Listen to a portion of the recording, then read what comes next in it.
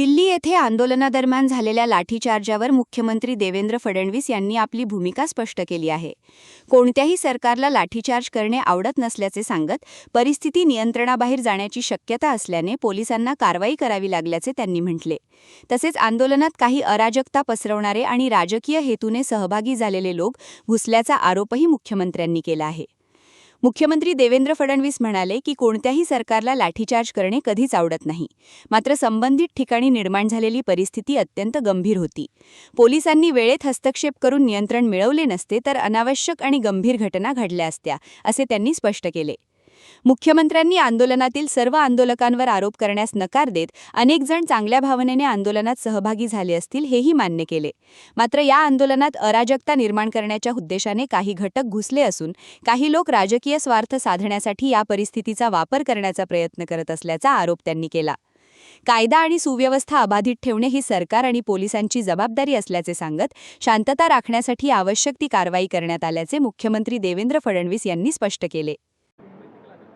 एक गोष्ट तर निश्चित आहे की कुठलंही आंदोलन आपण बघितलं, ज्यावेळेस आंदोलन फेसलेस असतं त्यावेळी काही प्रवृत्ती त्या आंदोलनात शिरतच असतात आणि त्या प्रवृत्ती त्या आंदोलनाचा फायदा घेऊन त्या आंदोलनाच्या खांद्यावर बंदूक ठेवून आपलेही स्वार्थ कसे आपल्याला पूर्ण करता येतील असा प्रयत्न करत असतात.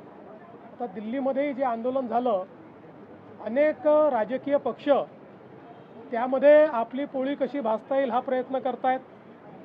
अनेक अशा संघटना की ज्या संघटनांचा या विषयाशी घेणं देणं नाही आहे, पण अराजकता कशी तयार करता येईल त्याचाही प्रयत्न करतायत.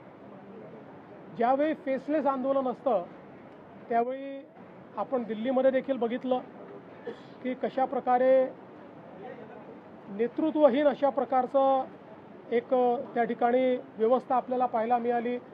पोलिसांच्या गाड्या फोडणं असेल, गाड्या उलटवणं असेल, पोलिसांवर दगडफेक असेल, अशा अनेक गोष्टी घडल्या. त्या एक गोष्ट मी आपल्याला सांगतो की कुठल्याही सरकारला आपल्या नागरिकांवर लाठीचार्ज करणं हे कधीच आवडत नाही. पण काल आपण बघितलं असेल ज्या प्रकारची अवस्था त्या ठिकाणी होती, जर पोलिसांनी कंट्रोल घेतला नसता तर अनेक अनावश्यक अशा गोष्टी त्या ठिकाणी घडल्या असत्या.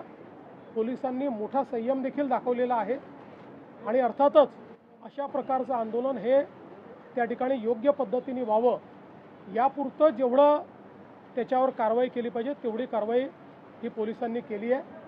मला असं वाटतं की याच्या खोलात जर आपण गेलं तर मी काही सगळ्या आंदोलकांवर त्या ठिकाणी कुठलाही आरोप करू इच्छित नाही.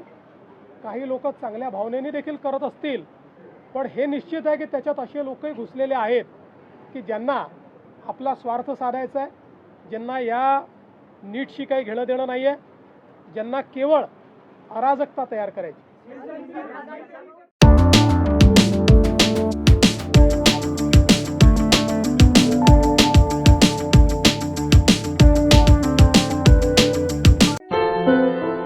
क्या हुआ बहू? माँ, पाइल्स की बहुत तकलीफ हो रही है. तो तुम गुदरोग सर्जन के पास क्यों नहीं गई? देखो, जैसे हार्ट के लिए हार्ट स्पेशलिस्ट, ब्रेन के लिए ब्रेन स्पेशलिस्ट, तो पाइल्स के लिए पाइल स्पेशलिस्ट क्यों नहीं? स्त्री हो या पुरुष, टॉयलेट में तकलीफ केवल पाइल्स ही नहीं और भी कई प्रकार के गुदरोग तथा कैंसर भी हो सकता है. इसीलिए इसकी प्रत्यक्ष जांच जरूरी है. ठीक है माँ, पर जांच के लिए हम जाएंगे कहाँ? वही काले आयुर्वेदिक पाइल्स हॉस्पिटल में. लेकिन माँ, प्रेगनेंसी में पाइल्स की दवाइयाँ. प्रेगनेंसी में आयुर्वेदिक दवाइयाँ सुरक्षित होती है. जनहित में जारी. काले आयुर्वेदिक पाइल्स हॉस्पिटल, औषधि चिकित्सा तथा सर्जरी ट्रीटमेंट उपलब्ध. हमारा पता उमरेड रोड, दिघौरी बस स्टॉप के पास, नागपुर. अधिक जानकारी के लिए वेबसाइट पर जाएं kalepileshhospital.com.